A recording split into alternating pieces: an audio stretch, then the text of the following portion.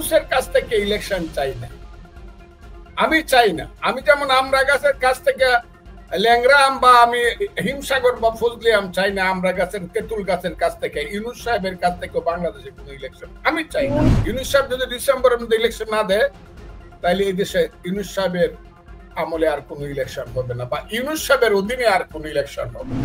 এই দেশকে আমি বন্ধক দিয়ে দিব যারা ভালোভাবে চালাইতে পারে তাদের কাছে। আমার চট্টগ্রাম বন্দর চালাইতে পারতেছে না, আমার দেশকে দেশের করিডোর দিয়ে দিচ্ছে, আমার সেন্ট মার্টিন দ্বীপ দিয়ে দিচ্ছে। ইউনূস সাহেব আমার দেশটাকে জমিদারের কাছে দিয়ে দিতে চান, কিন্তু ইলেকশন ডিসেম্বরে হতে হবে। কথাটা খুব ক্লিয়ার,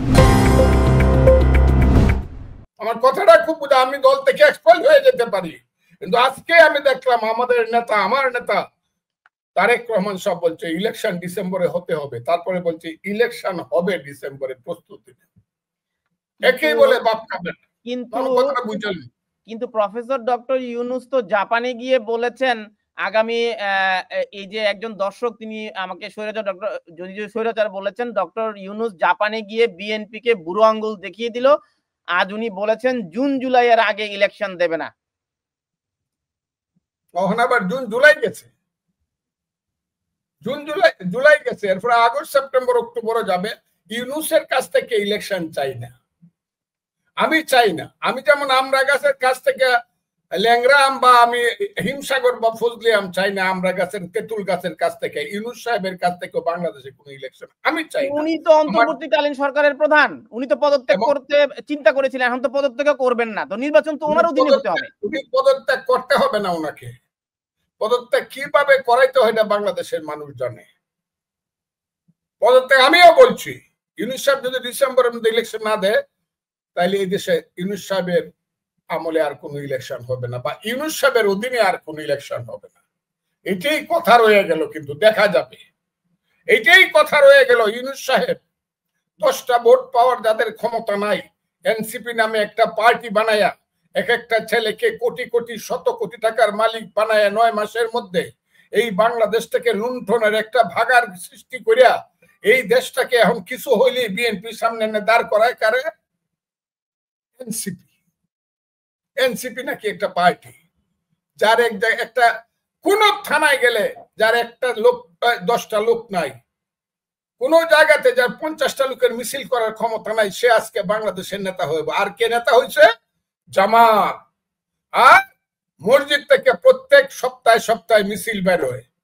আমি মসজিদের মিছিল যারা বাইর করে তাদেরকে বলবো, মসজিদ কিন্তু মুসলমানের সবার, ইমাম সাহেব কিন্তু মুসলমানের স্বভাব। কারণ আমি ইমাম সাহেবের পিছনে যখন দাঁড়াই নামাজ পড়তে, আমি কিন্তু বলি ইক্তদাইতু বিহাযাল ইমাম, কাজী ইমাম সাহেব কিন্তু দল নিরপেক্ষ থাকতে হবে। তারা কিন্তু কাউকে দল নিরপেক্ষ থাকতে দিচ্ছে না। এই দেশে কিন্তু এখন মিছিল ঢাকা বিশ্ববিদ্যালয়ে নাই, এই দেশে কিন্তু পল্টন ময়দানে মানিক মেয়ে বন্ধু মানুষের কোন জনসভা নাই, রাজপথে ছাত্রদের কোন মিছিল নেই, আধুনিক ছাত্রদের। এখন আছে রেসকোর্স বা সোহরাওয়ার্দী উদ্যানে মাসে মাসে আমরা দেখবো হুজুরদের মিছিল। ওই গাজা উপত্যকায় কি হইতেছে এটার জন্য স্লোগান দেওয়ার জন্য। আমার দেশ যে ধ্বংস হয়ে যাচ্ছে, আমার দেশ যে ইউনূস সাহেব বলে দিতেছে যে এই দেশকে আমি বন্ধক দিয়ে দিব যারা ভালোভাবে চালাইতে পারে তাদের কাছে। আমার চট্টগ্রাম বন্দর চালাইতে পারতেছে না, আমার দেশকে দেশের করিডোর দিয়ে দিচ্ছে, আমার সেন্ট মার্টিন দ্বীপ দিয়ে দিচ্ছে, আমরা নাকি ভালোভাবে চালাইতে পারি না। কিন্তু দেশটা তো হলো আমার মা, মুক্তিযুদ্ধ করে দেশটাকে আমরা স্বাধীন করছি। এই দেশ ইউনূস সাহেব স্বাধীন করে নাই। আমার বয়স ছিল 23 বছর, ইউনূস সাহেবের 32 বছর। উনি কিন্তু আমেরিকা থেকে মজা করছে, আর আমি কিন্তু বাংকারের থেকে যুদ্ধ করছি। আমি কিন্তু 2500 কিলোমিটার দূরে দেহরাদূনের ট্রেনিং দিছি। এটা ইউনূস সাহেবের চেয়ে আমার মা বেশি। আমার মা বেশি বলে ইউনূস সাহেব যদি আমাকে বলে তোর মারে তো তুই শাড়ি পরাইতে পারস না, সুন্দর শাড়ি, তোর মারে তো ভাত দিতে পারস না 3 বেলা, ঠিক আছে আমরা তোর মারে জমিদারের কাছে বিয়া দিয়া দিই, তোর মা জমিদার তোর মারে কানের দুল কিনে দিব, গলার হার কিনে দিব, বেনারসি শাড়ি পরাইবো। ইউনূস সাহেব আমার দেশটাকে জমিদারের কাছে বিয়ে দিতে চান, আমার দেশটাকে সাম্রাজ্যবাদের হাতে, আমার দেশটাকে ষড়যন্ত্রকারীদের, বিদেশি ষড়যন্ত্রকারীদের হাতে তুলে দিতে চান। আমার দেশটাকে, আমার সেন্ট মার্টিন দ্বীপকে আপনি দিয়াগো গার্সিয়া বানাতে চান।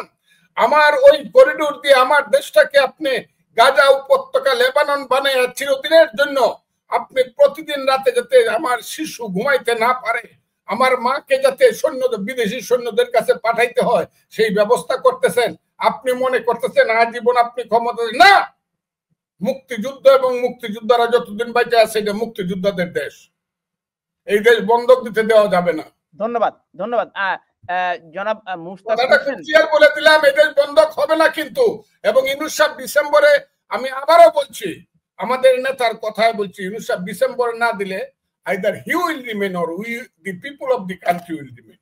হয় দেশের জনগণ থাকবে, না হয় ইউনূস সাহেব থাকবে, কিন্তু ইলেকশন ডিসেম্বরে হতে হবে, কথাটা খুব ক্লিয়ার।